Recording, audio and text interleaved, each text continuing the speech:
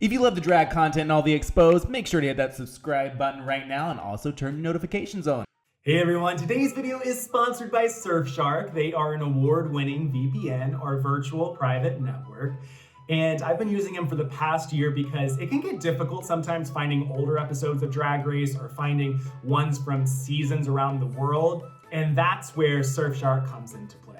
Surfshark is an app or browser add-on that I use. I can end up changing my virtual location to be anywhere in the world, and then that allows me to potentially see episodes that could be blocked in my country. It also adds this extra barrier of security, so it makes sure that all your passwords, photos, and videos are safe. And my absolute favorite thing, might I add, is not having to deal with the pesky ads and the malware that can be popping up when trying to find these episodes, because you never know what's going to happen when you're looking online. So make sure to head on over to surfshark.deal/Joseph and enter promo code Joseph to get 83% off and an extra 3 months for free.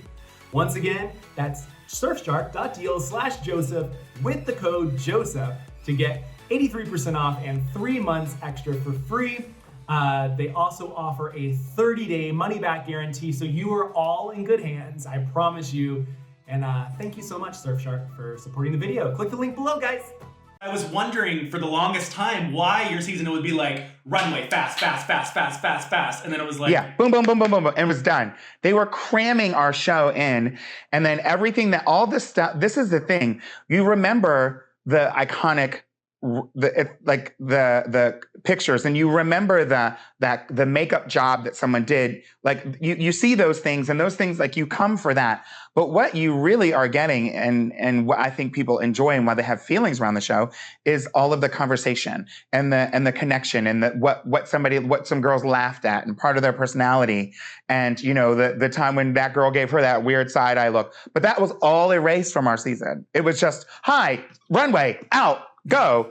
And so people didn't have the chance to get to know us. And I think that a lot of people, they kept the things that they thought would be the strongest. I guess I'm not speaking for the editors. And so with our season, it didn't have the same impact that a lot of the other seasons had in real time. But then now I hear from people that say they keep going back and watching it, and they're like, wow, I didn't realize. And so a lot of the stuff that was happening for the first time that was like revolutionary, like us doing this 4-way lip sync SmackDown, we were the only first ones to do that. And we were unprepared. I watched this year, the girls had preparation in a way that we didn't. They all knew going into it that there was going to be a top 4. In the final, I guess the second to last episode, you could tell that, I believe that they were like assuming, I think they went there and assuming that there would be a top 4. Yeah. And I think that's what people expect. There's no reason for them to expect otherwise. We went there thinking there's going to be a top 3. And at that last episode, we were like, well, one of us is going home, and I don't know who it's going to be, because we all did a fabulous job on this last episode of Category Is, where we all had to sing a song and write words to it. I was like, I don't know who it's going to be, but this is going to be messed up. And so that's how we all felt. And I was the one who was eliminated. But then they called us back in and said, let's just film some other endings just in case. And so we did, and I was kind of like, yeah, right. And they filmed one where we all stay and go move on to a final 4. And so then that's what it was. And we didn't know what it was going to be. They were just going to air whichever one they wanted. And so that's how they do with some of those things. They shoot more than one. I was expecting to go home, and I was watching with everyone else, and discovered at the same time as everyone else, oh, I'm going to the final 4. And then I got a call, you're going to the final 4. It's going to be some kind of crazy stuff we've never done before. We've never had a final 4. So just get ready, bitch. And that's what it was. And then we show up, and there's like, here's 14 songs to learn, just in case you have to do one of them. And so I'm like, the list was that big and had a lot of songs? It was like 8 songs. It wasn't, they only used 3, so it wasn't 3 songs. They gave us like so many songs and then switched them out last minute.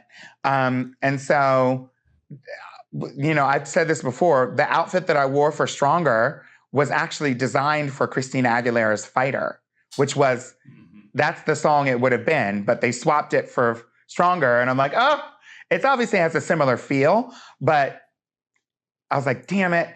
But it worked, obviously, Yeah, and I think it was funny too, because I was at the finale that night, and looking back on it, there's the part, of course, where Sasha's pedals come down, and it cuts to the audience, and I was in the audience, and I'm like clapping, but I was actually clapping for your reveal, and they just like edited it to Sasha's part, and I was like, no, that was Peppermint's reveal! I was like, because I was like, no, because it was actually funny, like watching, because watching those things in the actual theater is such a different experience than watching it on camera. Or watching it on TV. And when Sasha did her pedal thing, it wasn't that big of a deal. It's kind of like the year after when Asia O'Hara did her butterflies, and I was standing there like, what happened? You got to see it on the TV to get to it. Yeah. Mm-hmm.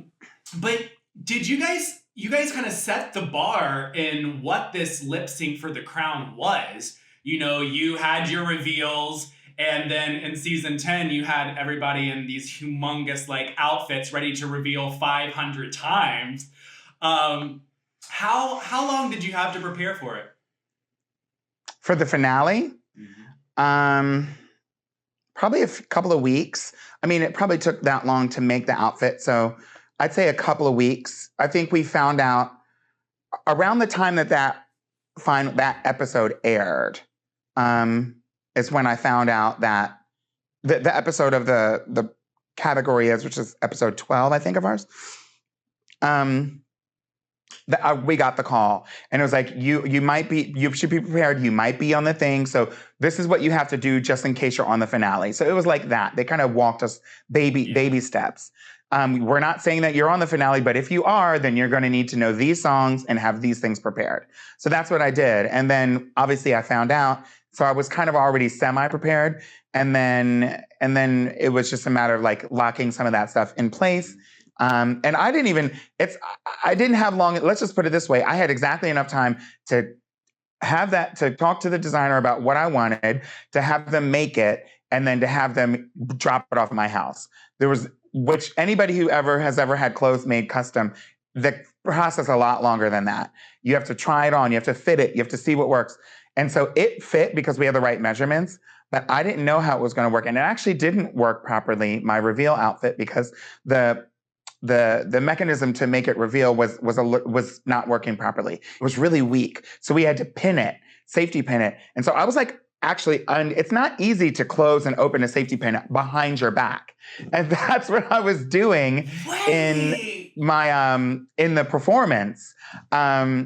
And some people criticize me for not doing a cartwheel or not like giving it 100% at the very beginning. I'm like, if I had done that, my whole outfit would have fallen apart. And so I decided to save it for a key moment.